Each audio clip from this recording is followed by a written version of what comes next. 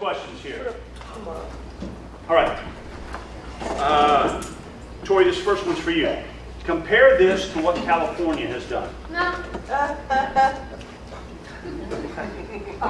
Well, California is its own little state and does a lot of different things than the state of Florida would do.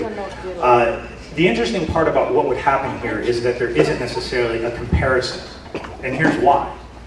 What Florida doesn't have is an example of what could happen if the industry itself, regarding solar, was allowed to have the free market participation that we're asking for. So when people say, what's a comparison? What would happen? I can give you examples that there's been wonderful savings. So if you take, for instance, multiple different states, you take Georgia.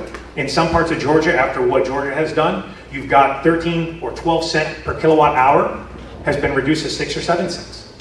But remember, each state has an absolute different way that its state government addresses solar. The way we're addressing it here in Florida is giving a separate option. So you have in California a large amount of solar city things, there's a lot of leasing.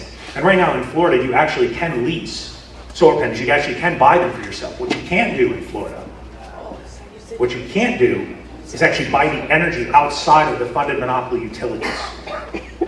So it's going to be a very difficult thing to say, well, what will happen here, what will happen there, because we don't have the free market regarding solar today.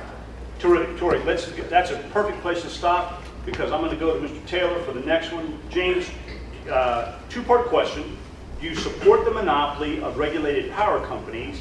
And second part of that, how would you end the subsidies and protected markets of regulated utilities? I think those two questions go pretty well together. Whoever asked that, thank you so much for the question. I support eliminating all subsidies. I would like to see a subsidy-free energy industry,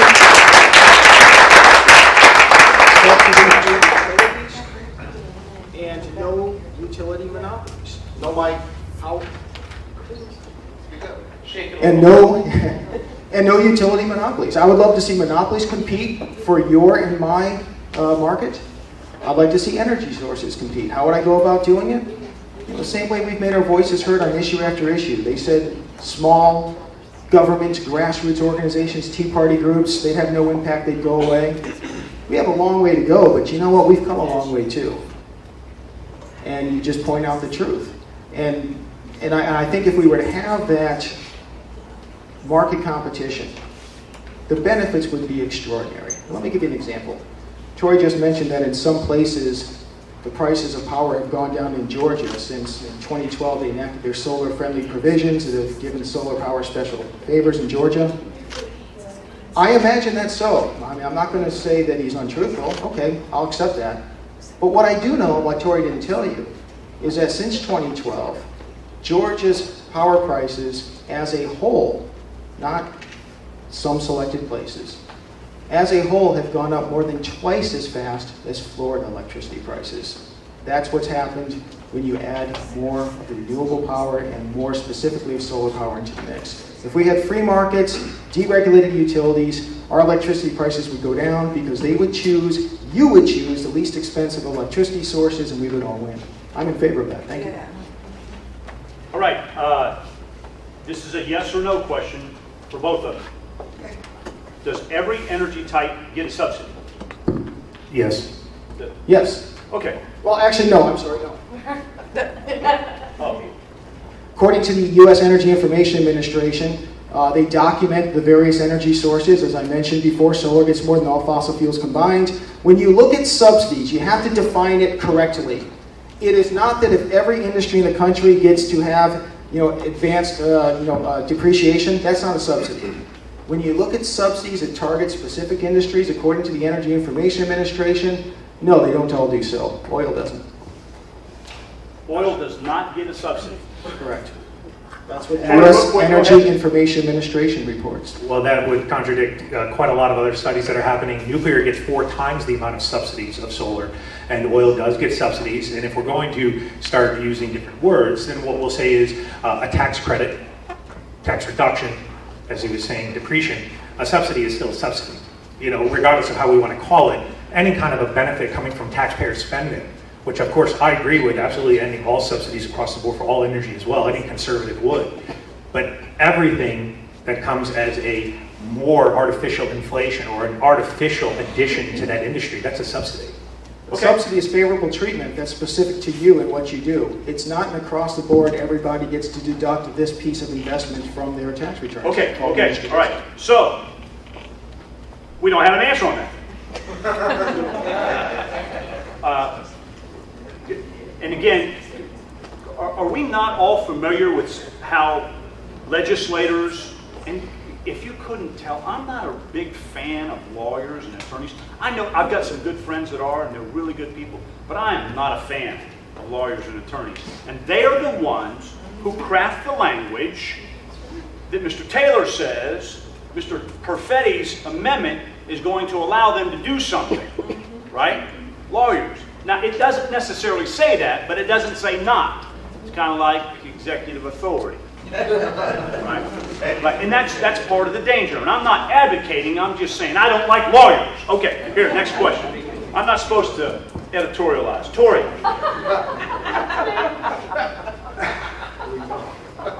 Tory said the Georgia legislature is passing similar language.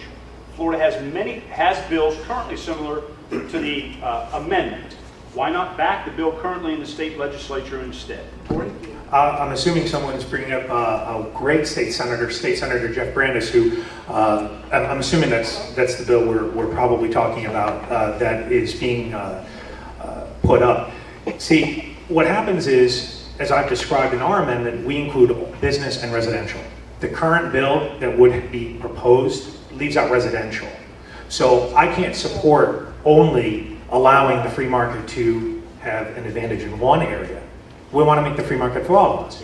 So that would be a very big difference with that bill.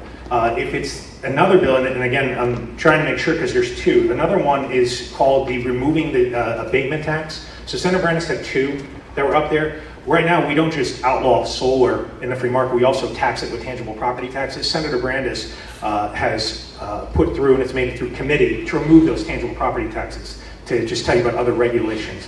I'm assuming, I don't know who wrote it, but that bill, the biggest difference with that bill, with why we couldn't support it in its current writing, are three very big deals. One, it doesn't include residential.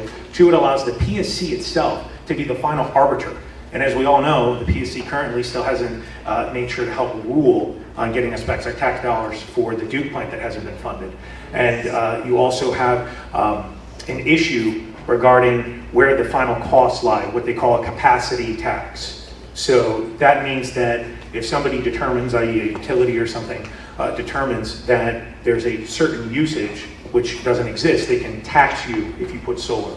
So those are differences with the bill. Thanks, Tory. You got it. Yeah, just a quick point here. He's mentioned the term outlawing solar power. There's nothing that says solar power is outlawed. You can purchase solar power equipment, put it on your roof. You can lease solar power equipment. To the extent that they want a constitutional amendment that will allow the solar power industry to directly sell you power and therefore keep the subsidies for themselves, there's nothing in the state law that outlaws any other source. It is a law that says nobody can. Solar power has not been outlawed. They just haven't had their own cut of the monopoly share yet. You get 30 seconds. All right. Well, I beg to differ, I guess, between the definition of being outlawed. If the only individual corporation, if you will, a funded monopoly, government-sponsored monopoly, is the only individual entity that can sell you power. And I never said you couldn't get solar panels. But let's think about it. How many of you walk into a room, an office, or a business and write a $25,000 check for a water softener, your car air conditioner, if it costs that much? What happens when you can't enter into a contract with a solar company to make it for a creative financing, for them to front the cost, and then you buy the energy from them? It makes it cost prohibitive. It's just like any other business. Okay. All right, next questions. Next questions. And this kind of goes hand in glove with what those two were. These are, whoever wrote these questions, you see those two? These are your questions. I'm going to combine them. Okay, thank you very much. Why is this being put forth as an amendment to our Constitution as opposed to doing it by law through the legislature? Please. Well, actually, there's been multiple attempts to do this legislatively, and something not even anywhere near is as far as we're going with the free market. There's been multiple attempts, but remember, you have a very, very, very powerful utility-oriented political action committees. There's a lot of money floating on the Hill in Tallahassee. Many of these bills have been struck out of committee. To give you an example of who's supporting solar and free market, You've got people from Adam Putnam to Jeff Brandis, Rachel Bergen, when she was there, all in any attempts to pass anything, even on just reducing the tangible property taxes, have been struck down or pulled. So it's not as if we haven't attempted. Look, the last thing you want to do is go a constitutional route. I understand that, we all do. But what we did with the amendment itself is making sure that there were no mandates, there were no subsidies, there is no shifting of funds, and there are no tax increases. Which means, if everybody in January of 2017, when this passes, everybody says no, and guess what? Nothing happens. Nothing happens. There is no mandate to purchase solar. So I would love to do it legislatively. I absolutely would. And I don't think there's anybody a part of this coalition that would argue against that. Why? Because we've all fought legislatively to have something happen. But it's never gotten through. And so the constitutional amendment process is taking it to the people and letting you decide. I did some research, and maybe I missed something. I do research for a living. I'm generally pretty accurate. Maybe it slipped through the cracks, but I looked at the 2012, 2013, 2014 legislative sessions. I saw no such bills. This message that we have to go to the Constitution because we keep trying invested money interest buy-off politicians, well, where's the bill? Cite the bill number. I couldn't find it. But, you know, where there is money coming into this, when you look at, for example, well, let's look at the practical effect of the constitutional amendment. What happens every year when we have 12, 15 constitutional amendments on the ballot? It takes you 20 minutes to read the ballot and fill it out. You wait in line 4 or 5 hours. And what happens? When this happens, the national media, MSNBC, Tom Steyer, who's diverted $3 million to this effort, what happens? They say it's you suppressing the vote.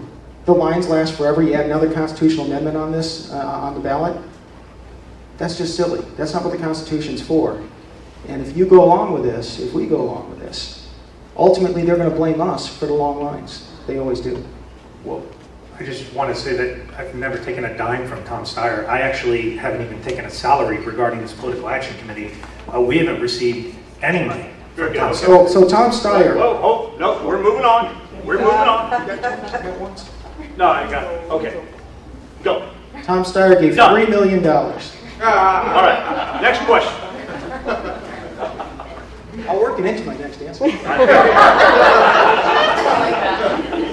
don't doubt that for a moment, sir. All right, so here's a really important question, because irrespective of where you are on constitutional amendment or legislative process, right? This is the sunshine state, right? Maybe solar power is a good idea. I had a solar heater on my pool that turns out wasn't very effective. I felt good about it. I really wanted it to work. So, right? But here's an important aspect of this. Tory, talk to this for me, okay? Can you talk about how the investments to the grid that are going to be required for solar deployments are paid for? Whoever wrote this question, you have terrible handwriting. That's a really, really good question. How are the investments to the grid that are required for solar deployments, how are they going to be paid for, and who pays that bill? Well, there isn't actually any additional costs that are going to be required for the grid, and there's never been any type of verifiable proof that there's extra grid requirements. It's already there. Remember, we're already participating. There's no actual extra cost to the grid system. What happens is when you start introducing solar to individual roofs or businesses, you're putting less stress on the grid. You're putting less strain because you're pulling less power from those grids. Remember, one of the ways that people argue regarding why we need to continue to build more power plants, why we need more infrastructure, is because of all this demand. So we keep having demand, and then you keep building more plants. When you have less demand, you have less requirements for an actual additions to any more power plants and more grids. But it's already there, the infrastructure is there. The additional cost argument is an argument that's created to make everybody afraid that there's going to have to be extra costs and nobody wants to do it. Again, I think people have to remember exactly what this says. Nothing in here talks about mandating something happening. That's exactly what we're talking about. Okay. There is no actual additional cost on any infrastructure that exists within the state of Florida with solar. James. The reason why one of the many reasons why solar power, wind power, intermittent power is such a bad idea is that we have to keep the grid balanced at all times. We can't have excess power flowing or else it creates big problems. So what we have right now is a program by which if you generate your own solar power, you can sell it back to the utility, and they have to buy it at above wholesale rates, above the rates they pay for other sources. Well, what happens is if there's a spike in sales to the utility and they have to buy it, now all of a sudden you have to figure out how you're going to cut down other baseload power. Instead of running coal or natural gas at a steady clip like you normally do, now you have to ramp it up and down. That makes them less efficient, more costly. These are the types of issues that introducing intermittent power and forcing people to purchase them, forcing utilities to purchase them on demand, are going to introduce and strain the grid. Well, No. You got two last time, I only got one. You don't get two this time. No. that's why I got to work it in my next answer. Spoken like a prodigy. See, that's why at the end of the night we'll all hug and kiss and kumbaya and leave. Okay. All right, next question. My previous experiences tell Tory, we're going to go to you first. My previous experiences, I can read this. My previous experiences tell me that an amendment like this, always double underlined, results in subsidies. Why isn't there a statement in this amendment that says no subsidies, no taxes? Thank you. Well, I mean, you can't include something that isn't there that's going to happen. I mean, think about this. You want me to make a statement in an amendment that says you won't pass subsidies. Yep. Right. Well, I can't outlaw through an amendment based on the way that Florida's Constitution is, the legislature creating a subsidy if they want it. None of us can. I can't say if we pass an amendment that the Florida legislature can't create or pass a subsidy because all appropriations come from the legislature. That would never pass constitutional muster. I'm not in the business of micromanaging the way that an individual legislature ends up passing law. What we do is we go and fight those subsidies. And I would fight those subsidies. But you can't put in an amendment that I can outlaw a legally elected body from passing a subsidy. None of us could. I mean, if we're talking about the Constitution, you want me to pass an amendment that outlaws an elected body from passing its own appropriations? I could never do that. None of us could. Sometimes all I think we want to do is just fire them all. I don't know about outlaw. Hey, and that's a great option, but I can't put in an amendment something that says a legislature can't do what the Constitution says it can. Right. Okay. James? Do you folks remember just a couple years ago when we fought against HB 7117? The $100 million in Florida-specific renewable power subsidies? The solar power industry was fighting for that one tooth and nail. Now they say, well, we can't do anything about it. Well, the subsidies are going to exist regardless of what happens. And they come to you and they say, we're your free market friends. You know, one thing that's really interesting about this, by the way, one of the slides where Tory mentioned that the Tea Party network it endorses their constitutional amendment. Do you know that the Tampa 912 project is a member of the Tea Party network? I don't know if there's been a poll or survey or questionnaire in which you guys endorsed this constitutional amendment. But Floridians for Solar Choice and the bureaucracy of the Tea Party network claim that you are endorsing it, and they're using the weight and the leverage of you in this room, of us in this room, to say there's another group that supports it. I think it's important for us to get back to our grassroots roots and understand that power emanates from the bottom, from the grassroots, and you don't have people at the top who say, I speak for the Tampa 912 project because they say that they're part of us, and by the way, they endorse this. Well, I've never said, and none of us have ever said Tampa 912 did. We said Tea Party Network did, and Tea Party Network within their work did. Right. And I go to each and individual group. I went to South 912. I've gone to many different groups, and I continue to go and ask for individual group support as well. I've never claimed that, and we have never made that statement under any circumstances. Right, and to be fair, what James says is correct, and what Tory says is correct. So I, last week, very quickly did the research, and in fact, many years ago, there was a decision by the board of the Tampa 912 project to join Tea Party Network. In the past, though, they've asked us about specific issues about whether or not we support. This time they did not, and so we're in communication with the leadership of the Tea Party Network to remind them that they don't just automatically get to speak for us or for anybody else, because I've seen the emails from many of the state leaders in the various Tea Party and 912 organizations who have said the same thing. No one asked us, Tea Party network said yes. And I'm not, please, I'm not saying yes or no. I'm just saying that in this specific instance, they didn't do what they've done in the past. So we're going to address that. But James is right, and Tory is right. He's not saying that necessarily that that's the case. Tea Party network did. So we'll talk to that. All right. Real quickly, because for no good reason. Why doesn't this amendment apply to other renewable sources, such as wind, and only applies to solar? Absolutely. And again, there is an incredibly arduous process that we have to adhere to, and that is a constitutional process. We have a single subject rule. People can say that, oh, you may do this, you may do that, but look, we're trying to open up the energy market for the free market. The easiest and best way to do that is to start with a single subject because of the single subject rule in the state of Florida.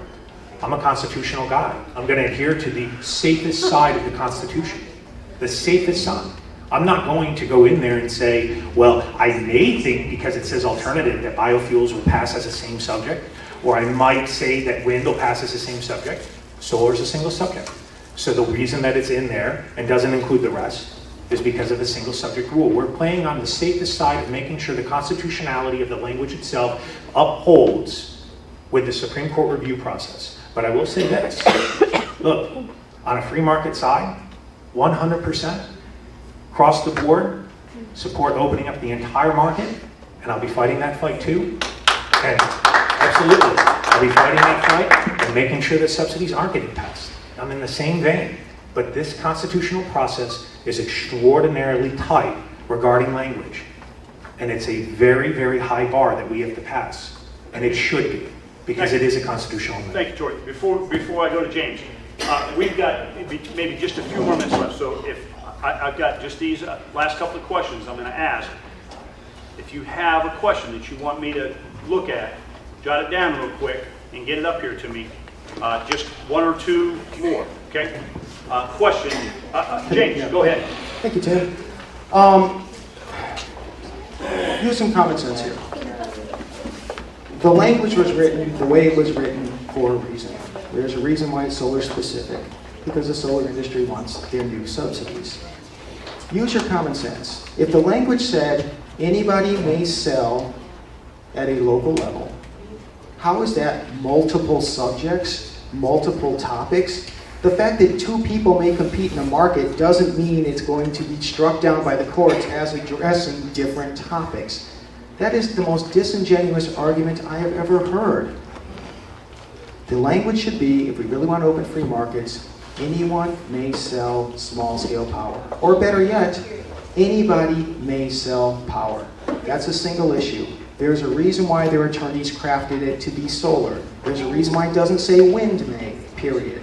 There's a reason why it doesn't say biomass may, period. There's a reason why it says solar may, period. You gotta write it down. All right. So I have two questions here, and I'm going to ask the one question that I'm going to ask the questions like this, and then we'll go. You don't get to respond to the question that I'm going to ask you, and you don't get to respond to the question that I'm going to ask him. Okay, because I'm going to put you guys on the spot. Can I respond to you? Yes. I'm just kidding. Tory. SACE. Yeah, I don't know who that is. SACE is funding nearly all of the efforts, and they are on record wanting solar mandates and subsidies. And I'll just tell you, because I'm going to ask Mr. Taylor a similar question, but I can tell both of you all that this is a common theme that has been brought to me about the effort, right? So, SACE funding the effort. Tory, the question is, and then I'm going to ask James a similar question. The question is, why trust them? Well, the SACE stands for Southern Alliance for Clean Energy. And as I said, Floridians for Solar Choice is an umbrella group, a multi-partisan group. And we trust them not because we trust what they do on an individual level, the same way they might not trust what a conservative group does. What we trust is that the amendment says exactly what it says. And what we're fighting for is to open up the energy market. So we're all in a fight supporting the actual same thing. Nobody can change the language. You can't come back along down the road and say, we're going to add subsidy language, we're going to add a mandate language. You can't do that. So what we are partners moving forward to push for an issue to open up the market. Conservatives get free market, freedom of choice. Liberals who come along, they do it for their reasons. Many times it's environmental, other times it's because they have a climate change issue. But remember, this is not the first time that individuals come together on the right and the left in the business community, because I also want to point out that we have Floridians for Solar Choice has the Florida Retail Federation pushing for this as well, which is your Walmart, your Publix, your Lowe's, that group as well. However, SACE has our initial funding, a little over $200,000, either of donations to Floridians for Solar Choice or in-house, what you call donations, somebody working the phones, has come from SACE. But we are collecting money from everywhere. And we're going to be collecting more money from conservatives, money from middle-of-the-road individuals, and money from liberals. But remember, I will take money from everywhere simply because it's the amendment itself that's being supported. I cannot change this. You can't influence me. You can't do any of that. Very good. Okay. Thank you. Now, James, what percentage of Heartland's funding comes from Donors Capital Fund? And why should we trust Heartland? The reason you should trust the Heartland Institute is because if you go right to our website and look at our mission statement, it's right there. The Heartland Institute's founding principles are to discover, promote free market ideas. That's what we do. We identify, we discover, we promote them. I've lost funding. I say I. The Heartland Institute has lost funding because I have written articles that have challenged the cronyistic big government system. Funding doesn't direct what we do. Free markets direct what we do. That's why I've been here in the past at the Tampa 912 project. That's why I've participated in and spoken at Tea Party meetings throughout the state. That's why I write a column for Forbes.com. That's why, in so many ways, just like everyone here, because I don't do anything more than you do, I have different platforms. That's why we all come together and promote free markets. So when somebody who's pushing this constitutional amendment says, rather than discuss why we should or shouldn't be supporting this issue, where's the Heartland Institute's money coming from? Donors' trust. That's the question I always get from the left. It's interesting. So how much of our money comes from donors' trust? I don't know. So little that I don't know the answer, I can tell you that. I can tell you that the vast majority of our money comes from private individuals who are generous with their time and money, just as you are showing up here tonight. Individuals who have no stake in their personal or business lives other than being utility customers in this issue. That's where our money comes from. And you know what? I don't even care about that, because regardless of where the money comes from or came from, I will always stand up for free markets. That's what I've done all my life. That's what I always will do. Super. All right. It's going to be our last question for the evening. James and Tory are going to stay afterward. There's some other folks that you could probably engage in this conversation.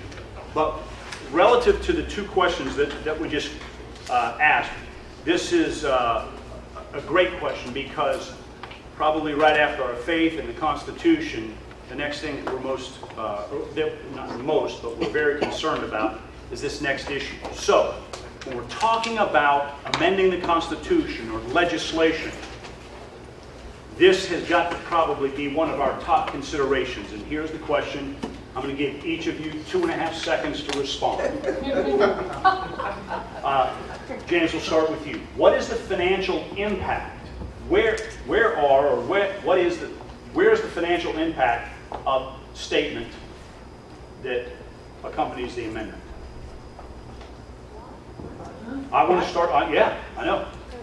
I'm not sure if I understand, but Right. So the financial impact is huge. Your tax bills will go up. It's not in the amendment. It should be, but it's not. Tory. Just 2.5 seconds. I get 6. You can have 6. Thank you. So that has been spread in a lot of other states that this has been done. Duke right now, to tell you about some of the efficiency issues and savings, are building one of the largest solar arrays east of the Mississippi in North Carolina, because it's starting to become a part of utility companies as well, and they can sell it. I'm answering it, yes. It's part of the amendment process. Hold on. The financial To be fair, let's let Tory. So, in regards to an actual financial impact, it's an unprecedented situation because we don't have the free market allowing for solar to enter into it right now. There isn't an impact if you have something that's not currently legal to take place. You don't know what a financial impact will be until you allow the free market to determine it. That's the issue that's at hand. We don't know how far the savings will be for individuals who can buy at a competitive rate from someone other than the only individuals you can buy currently from, which are government-sponsored monopoly utilities. So any kind of financial impact, all the benefits that will come with it, what's going to end up happening is something that's unprecedented, because we all know what happens when the free market enters into an industry. Efficiency increases, costs come down, people save money. It happens in every industry, from cell phones to computers. When you allow the free market to take place and people to have supply and demand, that's what happens. All right. Ladies and gentlemen, Tory Perfetti, James Baker.